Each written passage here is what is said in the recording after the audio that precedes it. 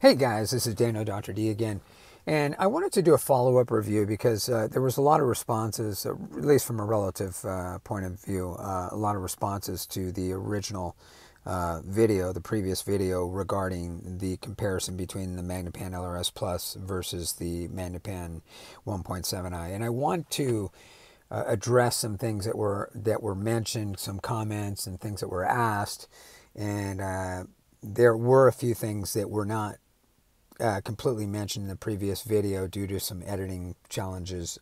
However, I've taken the information. I'm just going to do a voiceover on this and explain something here and cover some things. There were a number of comments worth this follow-up. So the first thing I want to talk to you guys about is the way that the Magnepan LRS Plus compared to the 1.7i's at the studio. And as I mentioned in the previous video, I think that studio is somewhere like 25 or 30 feet long and by something like 16 feet wide.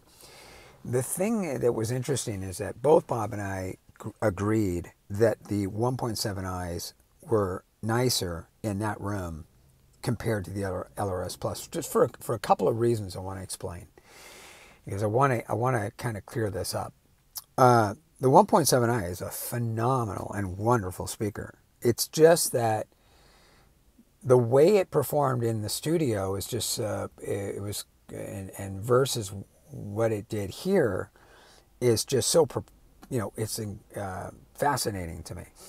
Now, I did mention that the 1.7i had a little bit more of a kind of an edgier sound. It just had a it sounded a little more shrill, right? But think about this for a second. The studio is bigger, and you sit further away from the 1.7i's, you're not going to pick up that shrilly effect as much as you do in this room that you're looking at right now. Because, here in this room, I'm only like 7 or so feet away. That's pretty close proximity. And it's just by nature, if you just put your ear up close to a speaker, you're going to hear things that you don't hear when you're further away from the speakers. Like, say for example, somebody was complaining about hum, and they put their ear up and they hear a buzzing or a high frequency, tone or something in the floor noise or something.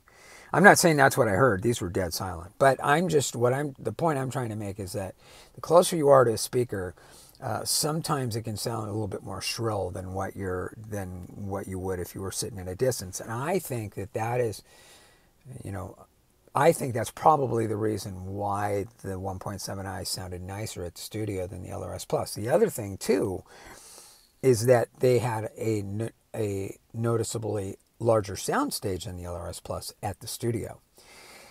Now, if you put the two speakers like you see here, that was not the case. The differences in soundstage were indistinguishable between the two. But at the studio, there was a difference, okay?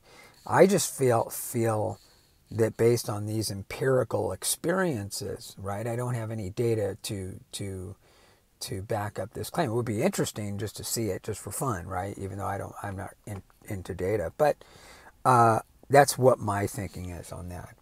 The other thing too is the angle of the speaker. You'll notice that the LRS Plus has this, the way it's leaned back, and there is a little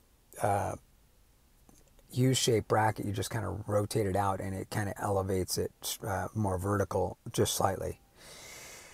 And I actually like that in this particular room. Now, people have asked about using Magna risers or those Magnepan risers that you elevate them another, I don't know, 10-inch or 12, I don't know what it is, but it raises them up higher. You guys have seen them. And most of the reviews I've seen on LRS Plus recommend that you get those. Now, I experimented raising the LRS Plus. I personally did not like it in this room.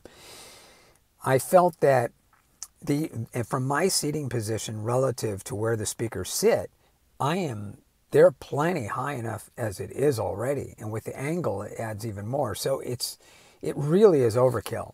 I think this goes back to my comment about, there needs to be context to these suggestions before you just do them. There might be you have to consider where you're sitting and how big that room's going to be. That would be my opinion based on these listening experiences. And I rose them. I set up some books and like some sheets of wood, and I raised them about 10 or so inches to see the differences. And I just didn't like it. It just did not sound attractive to me. The other thing too, and I don't have any data to back this up either, but I just in general, whenever I've raised a speaker, I've always noticed audibly that you lose bass. And when you lower a speaker closer to the floor, the bass usually becomes more audible. Now, I know these don't put out a lot of bass to begin with, but that's generally been my experience because I think that bass frequency is reflecting closer off that floor and it creates that effect. But there's probably some people that are more, have better expertise that could educate me. But that's just based on my empirical listening experiences. So I prefer them lower from my proximity. Just have them exactly the way you see in this video. The other thing I want to talk about is the efficiency between the two speakers. I was watching a video that Thomas Stereo did, and he said that he thought that the 1.7i's drew less power. In other words, it was slightly easier to drive the 1.7i's than it was with the LRS. Now, I think he had the LRS. I don't know if he had the LRS Plus or the LRS. I can't remember. Maybe that was what it is. These are the LRS Plus, so maybe there's a difference. I don't know. But based on my empirical listening experiences, the LRS Plus seemed easier to drive than the 1.7i's. It seemed like I needed a little bit more, oomph to get the 1.7i's. I don't know if that's a placebo effect based on the size of speakers or not. So hard to say, but that was the experience I was getting when I compared the two. It just seemed like the LRS Plus was easier to drive over the 1.7i. The other thing is the power on the amp. I would love to hear some of your suggestions if you guys have experiences with power amps that you recommend. I want you guys to know, and I want to be very clear with this, that the Vidar ran these speakers very beautifully. It wasn't having problems driving them. The problem is that the reason that the Vidar 2 shut down is because I had been listening for literally hours and hours and hours of comparing. And at loud volumes, at moments of loud volumes.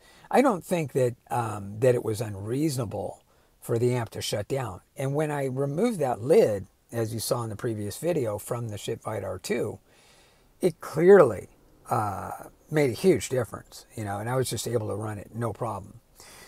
So I just want to get that out of the way. Other than that, I think we're pretty good to go. Like I say, if you guys have suggestions on amps, it's always fun to get some ideas. Maybe I can experiment with a different amp just to see for my own experiences. Oh, and one other thing I want to mention, crossovers. I've heard numerous people mention the idea of using an external crossover, and I think after hearing so many comments about it, it's got me curious. So I'm going to do some looking around at some active crossovers and see what I can come up with and get back with you guys. Really appreciate your follow-up with you guys. You guys have great suggestions. I don't care if you have criticism. Go ahead and beat the hell out of me if you want. I'm always happy to learn. So thanks a lot. Until next time.